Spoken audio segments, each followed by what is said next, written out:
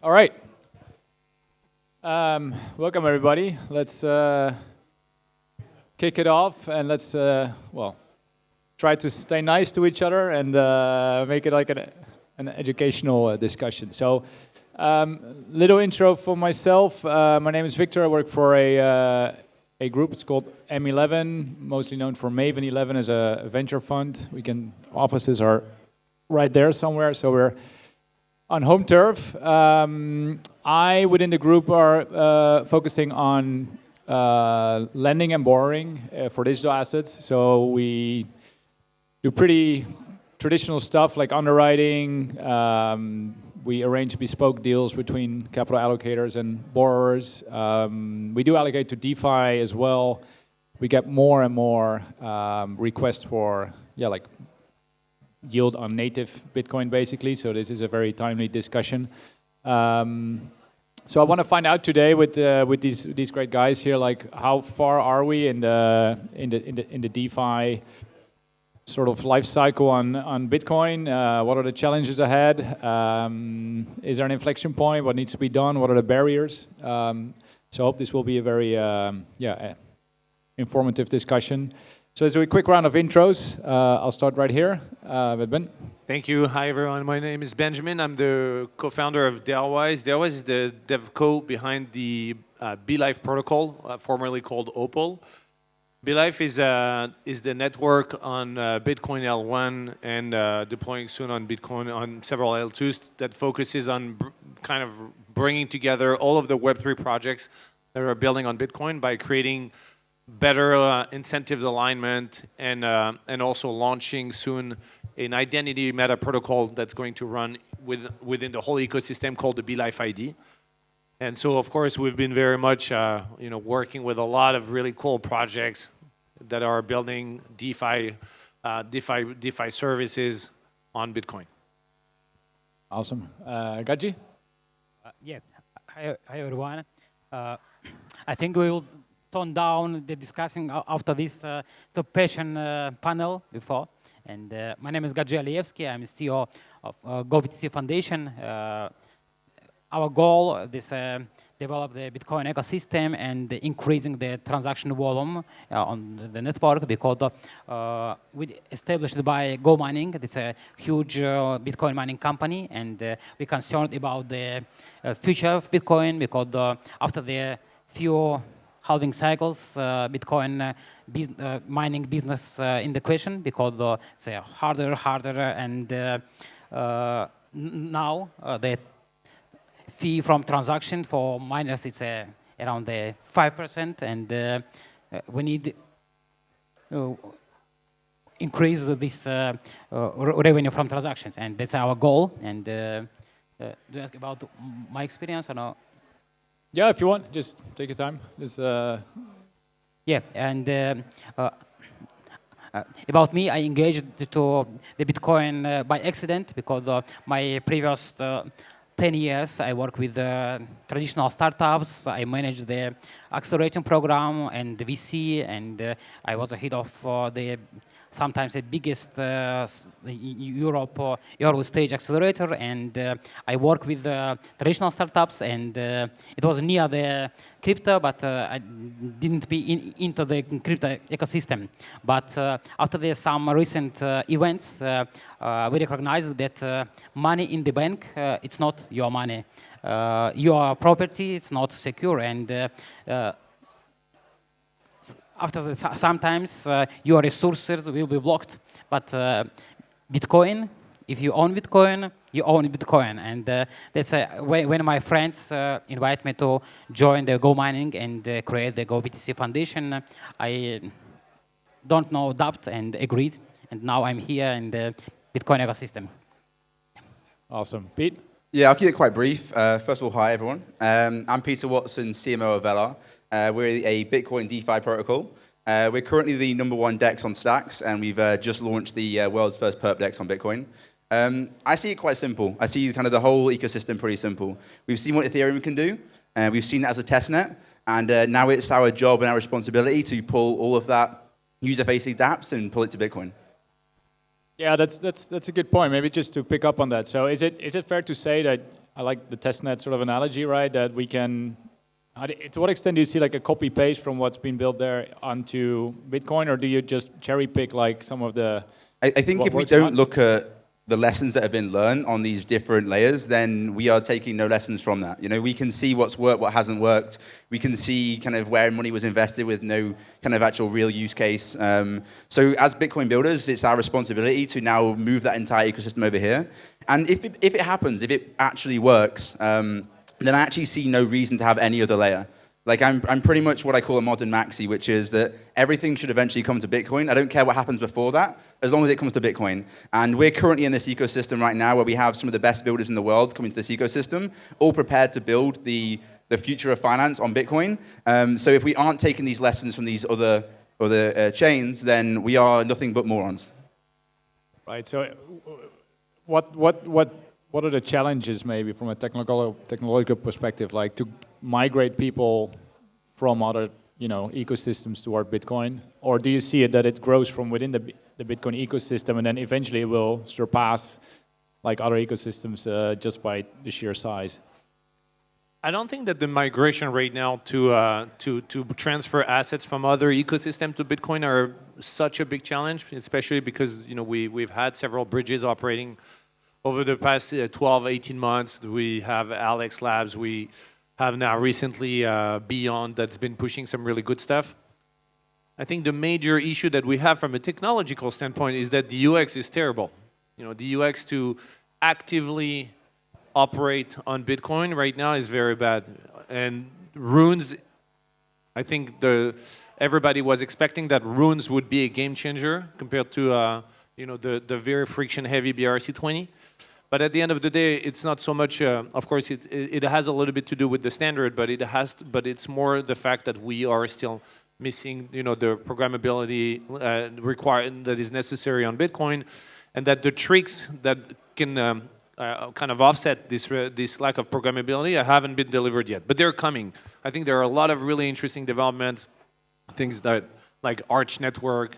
That are going to be pushing soon with like trustless swaps, and that is going to significantly change the type of your ability to actively operate on Bitcoin, and then seize more opportunity and more financial opportunity. And as soon as this happens, I think we're going to see a massive shift in the narratives and in the interest, because of course we're on Bitcoin, we're on the biggest ecosystem potentially, and we haven't tapped at all in the massive liquidity that is sitting there. Yeah, I get that. And if you look at what new sort of, you see a lot of, I guess, companies that you look to incubate or support on the DeFi side of things. What do you see out there in terms of new companies being built or new approaches that you like to support?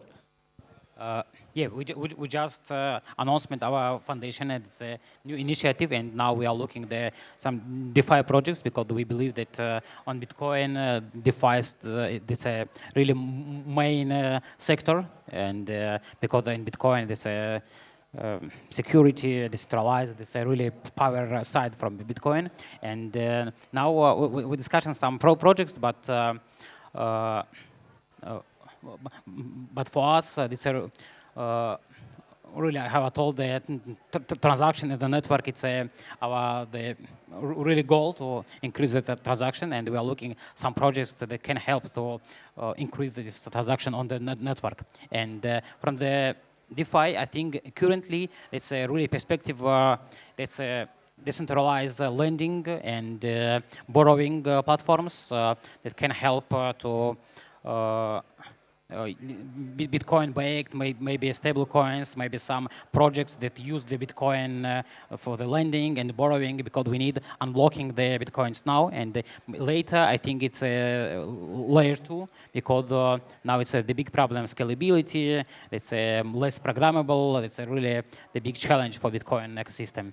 And that's in the future. But now, I think the currently perspective, it's a lending and borrowing platforms that's centralized. Is that the direction you want to go as well, Peter, in the end?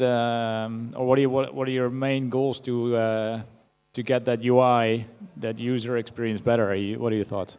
I think the reality is we know where this world goes, right? We know we are all kind of building in Bitcoin, which means we actually think this is the future of finance. We think this is the future kind of user-facing layer for the entire ecosystem. So based on that belief system, because we wouldn't be in this industry if we didn't believe that, then of course I believe that is the trajectory we go on. What will happen along that way is to be known, right? You know, there's going to be projects that come that fail. There'll be some projects that come that pivot that are later a success. I think it's inevitable that we have more TVL, we have more user-facing dApps, we have more than any other chain. I think it's just a natural occurrence that will happen. I think it's pretty crucial, though, that we remember why we're all in Bitcoin. And we're in Bitcoin for freedom, we're in Bitcoin to create equality, and we're in Bitcoin for the individuals that wouldn't be on this stage or in this room talking. And I see that time and time again whenever you travel around the world and you speak to individuals in, say, Sri Lanka, where their currency's been completely crushed by the political elite. So I think while we're on this journey, while we're building this ecosystem out, I think it's very, very crucial we actually remember what Bitcoin actually is and why it's important. Because sometimes we can go on this massive tangent of building this because it can make some money over here and make some money there. But actually what we're doing is we're building an equality system that the world really, really needs. Why does someone from Nigeria have an APY that is far higher than someone in the West? It's completely unfair. And these Bitcoin ecosystem projects like maybe perps or lending and borrowing basically create a flatlined level that the world can kind of balance there. So I think that as exciting as it is to build this world, we have to remember and stay core and true to why we're actually doing this. And that's what I'm most excited by, and that's why I kind of get up every single day and do what we do. I think it's a very valid point, a very important one, actually. But at the same time, we see that there was a form of novelty happening last year, right after Token 2049, when people really started to be very curious about ordinals. You would attend any Ethereum, Solana event, and everybody was asking you about ordinals. They were like, okay, what is this Bitcoin Season 2? Tell me more about it.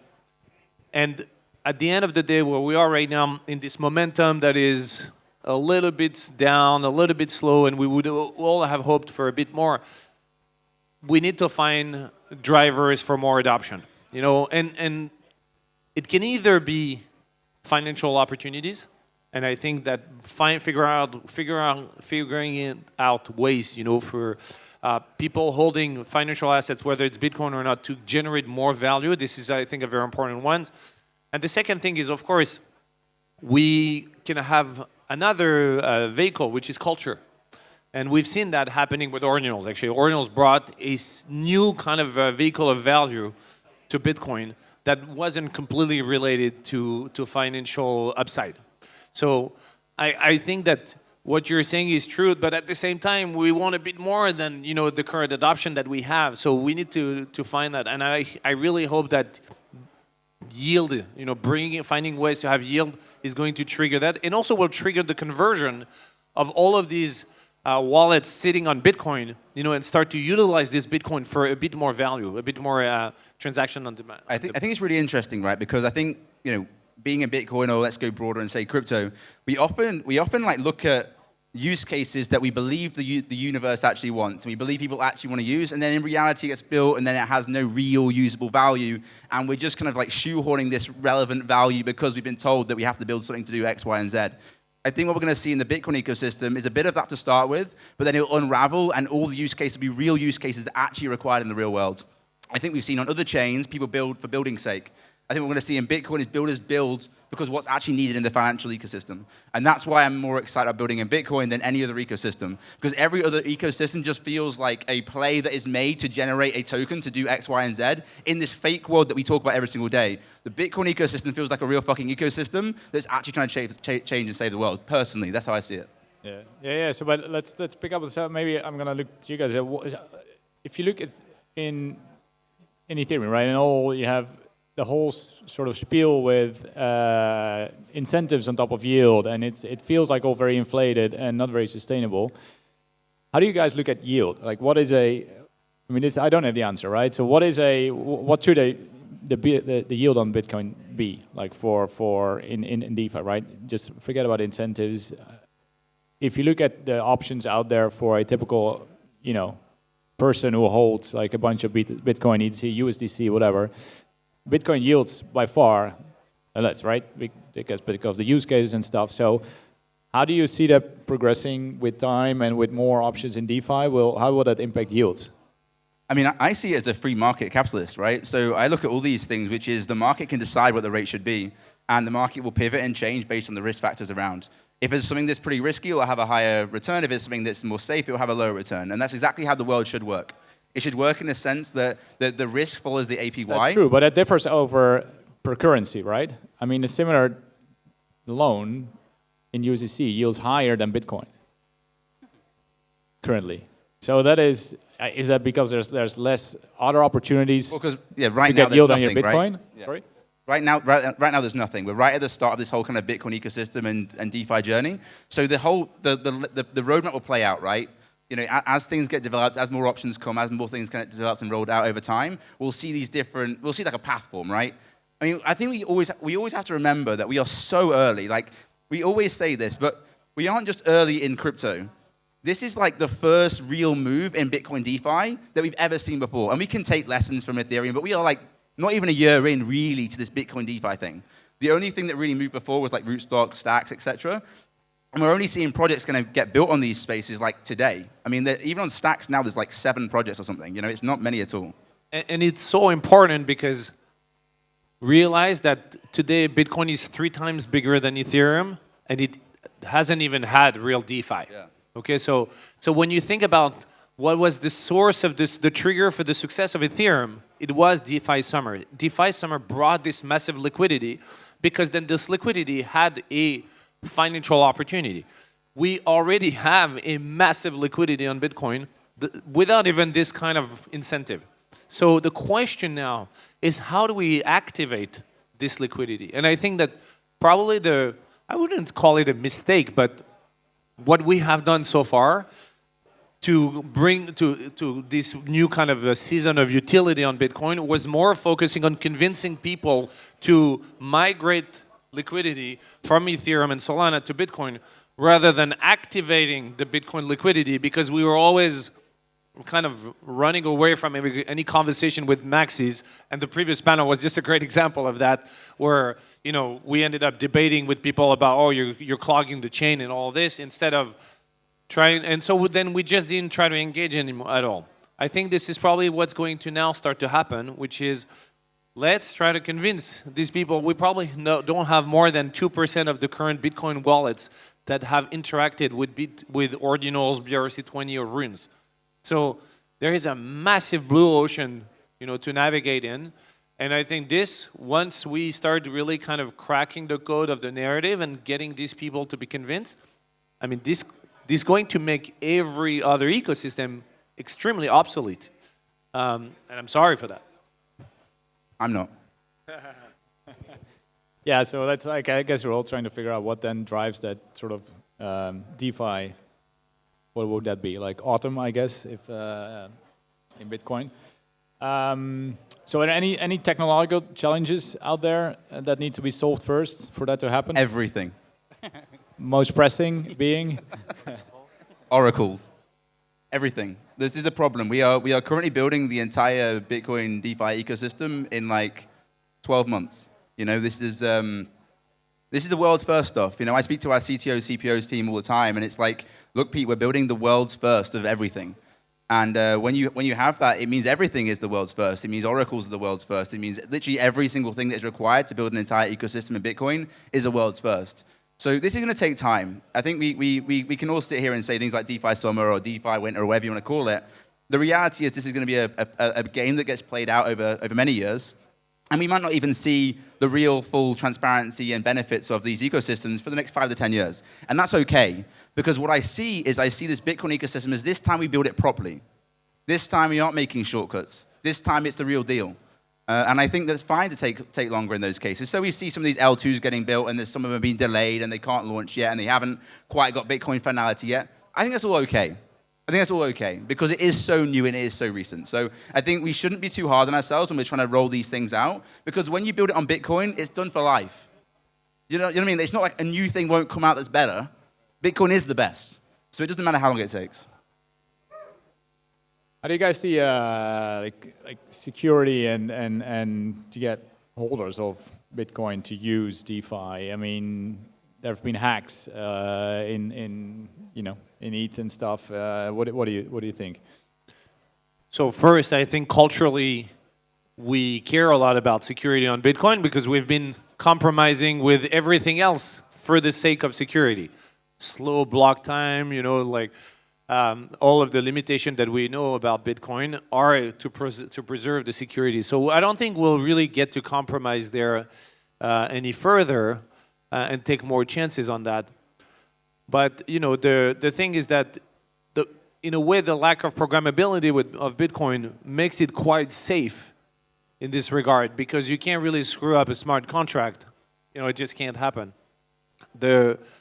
So I guess it's still going to be the biggest item of the value proposition of doing anything on Bitcoin. And even if you do it on, you know, a sidechain or that, as long as you have Bitcoin as a data availability layer, or that you use Bitcoin as a form of finality, then security is still quite guaranteed. And I think this will remain the value. And that's why if you speak with most Bitcoin developers, like Bitcoin people building on Bitcoin, no one really wants to change Bitcoin. No one is trying to push for like a hard fork, you know, where we would be having now a virtual machine running on Bitcoin. Like, we don't want this because we don't really want to compromise with this security budget. This is the value. This is what makes it so trustworthy. Great. Any final thoughts before we wrap up? How big is Bitcoin DeFi in 10 years, 5 years? Anyone? Guess? Don't be shy. Come on. No, go ahead. Yeah. Where I see this goes, is that the question? No, like they take a 5 to 10 year look out, right? How big is it? Or 20 years from now? I don't know, man. Like, I feel like if you ever do a prediction, it's like a price prediction on Bitcoin. Like, you can only be wrong, you know? I don't know. I see the entire user-facing dApps of the entire crypto ecosystem being built on Bitcoin. I see no point of Ethereum. You know, I see things like Solana trying to become Bitcoin L2s. I think everything comes to Bitcoin. I'm so bullish on that whole narrative. I think everything else is pretty much irrelevant. I think that if you are building in those ecosystems, eventually you'll build in this ecosystem. I see ourselves and everyone here in this room today as, you know, forward thinkers, people who really understand where the world's going. You know, anyone who's been in Bitcoin since day one has realized how this happens. You know, Bitcoin comes, you buy some Bitcoin, then you get tempted by this other thing, and you get wrecked. And over again, you get wrecked and wrecked and wrecked, and then you realize maybe by your second or third cycle that Bitcoin really was the answer and you should never have got wrecked in the first place. So all we're now having is, rather than it being Bitcoin, the token you hold, you're now realizing that Bitcoin is actually the DeFi use case you use as well. So rather than doing it on Ethereum, you just do it on Bitcoin. So we're just super early. I keep saying this all the time. We're building the entire ecosystem within Bitcoin. And at that point, there's going to be people that win. There's going to be hacks that happen. There's going to be losses that happen. But I think if we continue on this journey, this is the right direction. Everything else is a distraction. This is the right direction. And like I said at the start, as long as we remain core and true to our principles and we believe in things like community first and allowing the freedom of movement of money and the freedom of finance, I don't think we can go too wrong. You know, and I think that, you know, often in the crypto ecosystem, in the crypto space, many people kind of develop some form of ego of, you know, maybe they make a big bag and then they kind of get a bit lost in the reality of why they got into crypto in the first place. But I think if you really stay true to why you're in this ecosystem and you build with that idea in mind, I truly believe that Bitcoin DeFi will be the most wholesome and the best ecosystem to build in. So I'm just really super excited that we are part of this journey. We're literally writing history every single day. And as I go to different conferences, as we go around the world, you start to understand that we're gaining momentum. We're gaining builders from other ecosystems, and it will naturally just kind of speed up on that long-term process. Amen to that. I guess we're there. Thanks a lot, guys. Good talk. Let's keep building on this. And yeah. See you guys soon. Thank you very much.